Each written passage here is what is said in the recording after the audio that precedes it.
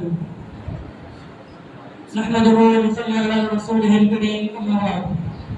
فأعوذ بالله من الشيطان الرجيم بسم الله الرحمن الرحيم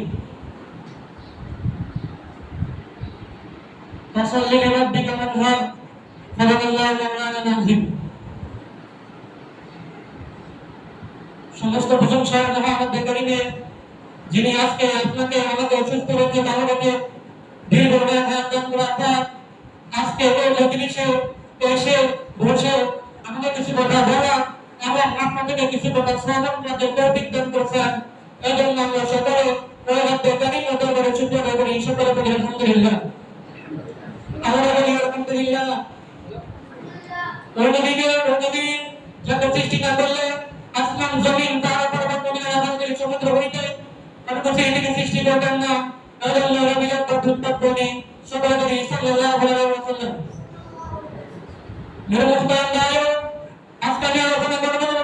ওই মহান রব্বুল কারীমের এক মহান ইবাদত সম্পর্কে অর্থাৎ কোরআনী সম্পর্কে আজকে আমরা আলোচনা করব মেরে মুহতারাম ভাইও আল্লাহ রব্বুল আলামিন কোরআনুল কারীমের মধ্যে এই স্পষ্ট ভাষায় ঘোষণা দেন আসাল্লি রাব্বিকা ওয়ানহার অর্থাৎ তুমি তোমার রবের উদ্দেশ্যে নামাজ পড়ো এবং কুরবানি করো এটা আমরা বুঝতে পারলাম আল্লাহ রব্বুল আলামিন আমাদেরকে কুরবানি করার জন্য আদেশ দিয়েছেন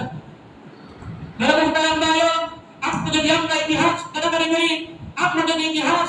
পড়ি তাহলে আমরা জানতে পারবো এই কুরবানির সূচনা কবে হয়েছিল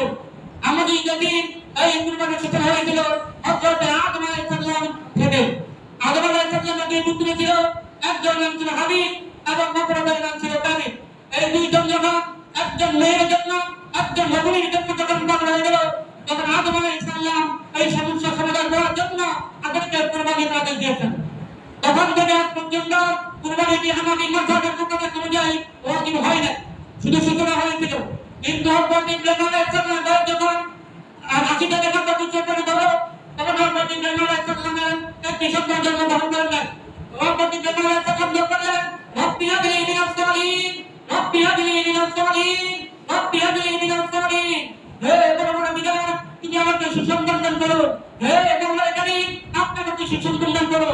আল্লাহ রাব্বুল আলামিন আপনাদের চাইতে করতে স্পষ্ট ভাষায় ঘোষণা দেন যেমন ইব্রাহিমকে আমরা একটি সুসন্তানের সম্পর্ক জানিয়ে দিয়েছি যে আমি কত গভীর এবং মর্যাদা এবং গভীর মর্যাদার সম্পর্ক সেই ছেলেটা হলো হযরত ইসমাঈল আলাইহিস সালাম আদম ইসমাঈল আলাইহিস সালাম ধীরে ধীরে বড় করলেন আস্তে আস্তে বড় করলেন তো আল্লাহ রাব্বুল আলামিন হযরত ইব্রাহিম আলাইহিস সালামকে স্বপ্ন দিতে দিলেন যে হযরত ইব্রাহিম আলাইহিস সালাম তার প্রিয় বস্তু দিয়ে কুরবানি করে তারপর হযরত ইব্রাহিম আলাইহিস সালাম তার স্বপ্নের কথা ছেলে হযরত ইসমাঈল আলাইহিস সালামকে জানালো হযরত ইসমাঈল আলাইহিস সালাম সঙ্গে সঙ্গে পিতার মুখ থেকে কথা ছিল বলল কথা যদি ইনশাআল্লাহ বিরত করবেন ও আমার পিতা ও আমার আব্বা আমি আপনি আল্লাহর পক্ষ থেকে যে আদেশ পেয়েছেন আপনি আল্লাহর পক্ষ থেকে যে হুকুম পেয়েছেন আপনি তা বাস্তবায়ন করুন কথা যদি ইনশাআল্লাহ বিরত করবেন নিশ্চয় আপনি আমাকে ধৈর্যশীলদের অন্তর্ভুক্ত করবেন ওইখান থেকে ওই দিন থেকে আজ পর্যন্ত হানাফি মাযহাবের মোতাবেক অনুযায়ী সমস্ত মুসলমানের উপর এই কুরবানি ওয়াজিব হয়ে গেছে তো কুরবানি দিলেন দিলেন নানা কুরবানি দিলেন তাদের উপরে এই কুরবানি ওয়াজিব হয়েছিল এই কুরবানি ওয়াজিব হয়েছিল ওই সমস্ত লোকদের উপর যাদের কাছে 10 দিন 11 দিন হাত এমনকি 12 দিন হাত এই 3 দিনের ভিতরে ওই দিনের মধ্যে সমাজ থেকে এমনকি 13 দিন 12 তারিখ জিহাদ স্বপ্ন মাগরিব নাম পর্যন্ত যদি কারোর কাছে 7.5 তোলা স্বর্ণ অথবা 52 তোলা যদি থাকে আর ওই সমস্ত লোকদের উপর এই কুরবানি ওয়াজিব হয়ে গেছে তাহলে বুঝতে হবে তাদের কাছে 7.5 তোলা স্বর্ণ রয়েছে তাদের কাছে 52 তোলা স্বর্ণ রয়েছে ওই সমস্ত লোকরাই কুরবানি দিতে পারবে অন্য সমস্ত লোকেরা না মেরে মুহতারাম ভাইও আমরা তো কুরবানি দিলাম তখন আমরা কোন কিছু দিয়ে কুরবানি দিব আমরা অনেকে জানি না আর আমরা যদি কুরবানি দিতে যাই গরু উট ভেড়া দুম্বা ছাগল এই সমস্ত প্রাণী দিতে জানি অন্য কোনো প্রাণী দিয়ে হরিণ হাতি বিভিন্ন দাম রয়েছে না যেগুলো কুরবানি আল্লাহ রাব্বুল আলামিন দরবারে এই সমস্ত কুরবান গ্রহণ করতে হবে না শুধু গ্রহণ করতে হবে গরু উট মহিষ দুম্বা এই সমস্ত জিনিস আমরা কুরবানি দিলাম আমরা কুরবানি দিলে জবাই করব কিভাবে আমরা অনেকে জানি না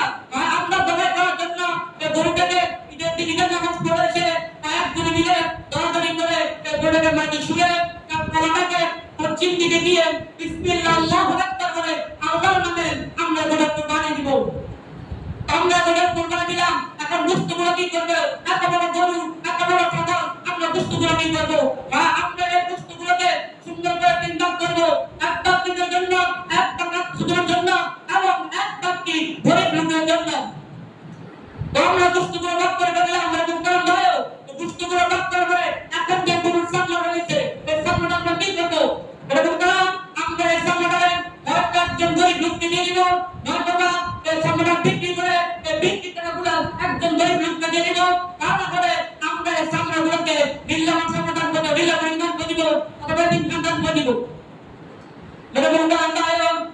এই কুরবানি শুধু পশুজবাই করে না, এই কুরবানি শুধু সাদর জবাই করে না, এই কুরবানি শুধু গোশত খাওয়ার জন্য নয়, এই কুরবানি শুধু ঘোরাঘুরির জন্য নয়, এই কুরবানি হলো রব্বে কারিমের সাথে নৈকট্য লাভ করা, রব্বে কারিমের নৈকট্য লাভ করা। কুরবান শব্দ অর্থ কি আমরা সকলে জানি না। কুরবান শব্দ হলো, কুরবান শব্দ আরবি শব্দ, যা তুর্কি শব্দ থেকে নির্গত হয়েছে। এর অর্থ হলো নৈকট্য লাভ করা। এটা মুক্তারাম ভাই, আমরা আল্লাহ তাআলার নৈকট্য লাভ করতে পারি এই কুরবানি দিলে আল্লাহ রব্বুল আলামিন আমাদের দিকে তৌফিক দান করেন। সকলে বলে আমিন।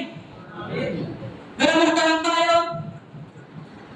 এটা বলে এমন কথা কথা লম্বা করবো না। আমরা এই কুরবানি থেকে একটা জিনিস শিক্ষা করবো, সেই শিক্ষাটা হলো কি, আমরা এই কুরবানি দিলে আল্লাহর জন্য, আল্লাহর রাস্তায়, আল্লাহর রাজবন্দির জন্য আমরা এই কুরবানি করবো। এটা মুক্তারাম ভাই, এটা আমার কথাগুলোর ভিতরে যদি কোনো ভুল হয়ে থাকে সেগুলো আল্লাহ রাসূল মাফ করে দিবেন। আপনারা বলেন না আলহামদুলিল্লাহ রাব্বিল আলামিন।